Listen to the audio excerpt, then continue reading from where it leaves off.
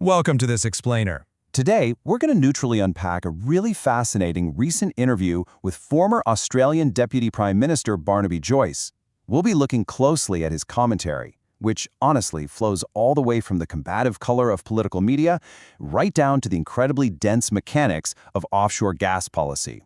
Whether you agree with his politics or not, understanding exactly how political figures frame these massive economic and environmental issues is absolutely crucial. So let's break down his exact arguments to keep us focused on the core policies and perspectives he laid out. To really wrap our heads around Joyce's big picture stance on national energy reliance, you have to look at this highly vivid and, well, slightly alarming analogy he uses. In the interview, he points out to the journalist that the clothes they wear, the screens they look at, the cars they drive, all of it relies on international shipping, which fundamentally runs on fossil fuels.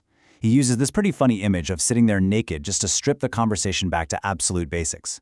Basically, our modern standard of living is completely inextricably linked to global supply chains and the heavy resources that power them. All right, let's jump right into Section 1, Politics, Media, and Toothpaste. So when talking about controversial politicians and heated media interactions, Joyce describes press conferences as highly reactive environments. He actually uses the phrase being on the balls of your toes. He characterizes these moments as this natural back and forth, where journalists are actively pushing angles and politicians are actively parrying and defending their stances. It's a dynamic, slightly aggressive dance. And, he freely acknowledges that he himself is not purer than thou and frequently engages in this willing combat. And that brings us to a really fascinating view on modern political media. He argues that this unpolished, combative political color is actually, quote, good for business. He literally likens political controversy to selling toothpaste. The friction, the heated moments, the viral clashes, these are the things that ensure there's always a compelling story. From his viewpoint, the media actually thrives on this tension because it keeps audiences engaged and the broadcast cycle constantly moving. Moving right along to Section 2, the Resource Superpower Vision. Australia holds a massive inventory of natural and agricultural resources. I mean, look at this list: oil, gas, iron ore, coal, cattle, cotton, grain, wool.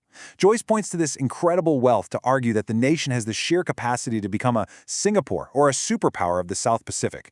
What he means here is that Australia shouldn't just be participating in the global economy, it should be dominating it, based on its raw material wealth. He sees these not just as simple exports, but as the foundational pillars of national power. But here's where the tension really builds. He strongly contrasts current climate goals, which he bluntly labels insanity that's wrapping the nation in its own demise, directly against the push for aggressive energy extraction. He positions economic and energy security, specifically getting going on oil and gas drilling, as the only realistic way to sustain and elevate the standard of living for citizens. It's a very direct, zero-sum framing: environmental regulation versus economic prosperity. And it's a framing that directly impacts how policies affecting your own energy bills and economic future are ultimately shaped. Which brings us to Section 3, Offshore Drilling Federal Remit. So, when pressed on exactly where this drilling should happen, Joyce clarifies the jurisdictional divide. While his personal view is to just get gas into the system across the board, he acknowledges that debates over onshore gas, things like fracking on agricultural land, well, those belong to state politicians. Offshore drilling, however, falls squarely under federal control. So as a federal politician, his focus and the policy levers he can actually pull are directed firmly at what happens out in the ocean. Now, let's get into the real meat of the policy in Section 4, the 30% equity proposal. 30%. That is the magic number here. The absolute centerpiece of this whole policy debate is a proposed 30% government equity stake in new offshore gas exploration precincts. This is a massive shift in how public resources might be managed, moving away from simple taxation and royalties straight into direct state investment. Naturally, you might be thinking, this sounds controversial, and it definitely has drawn fierce criticism. Critics, including other political figures like Senator Patterson, have likened this to the government nationalizing big chunks of private business, kind of like a return to a socialist past. But Joyce firmly and colorfully rejects this claim. The absolute bedrock of his defense is entirely based on choice. Private companies simply do not have to opt into this arrangement if they don't want to. It's totally up to them. This is brilliantly illustrated by a thought experiment Joyce posed directly to his interviewer, Kieran Gilbert. Let's walk through it together. Imagine that Kieran Gilbert Exploration Company finds an area out in the ocean they want to drill. Step 1, they choose to ask the government for a partnership. Step 2, the government agrees and effectively rebates 30% of those massive, risky exploration costs up front. Step 3, in exchange for eating that initial financial risk, the Australian people, via the government, become a 30% equity owner in the project, reaping 30% of the rewards if they strike a bonanza.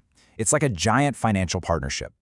But there is a vital distinction here for the private sector. According to Joyce, holding this 30% equity does not give the government control of the company's board. The government is not stepping in to run the day-to-day operations of an oil rig.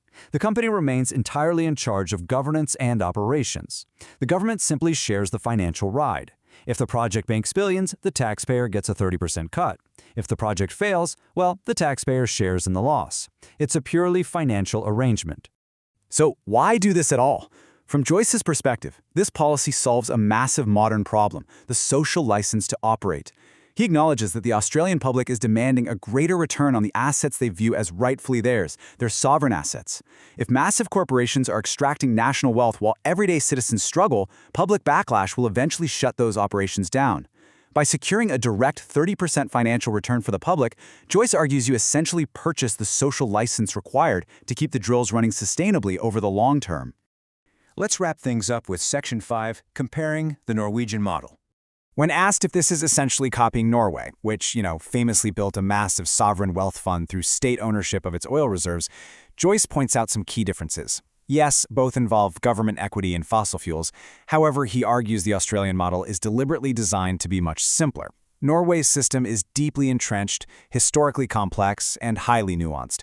The Australian proposal, on the other hand, is a straightforward opt-in cost and return sharing mechanism.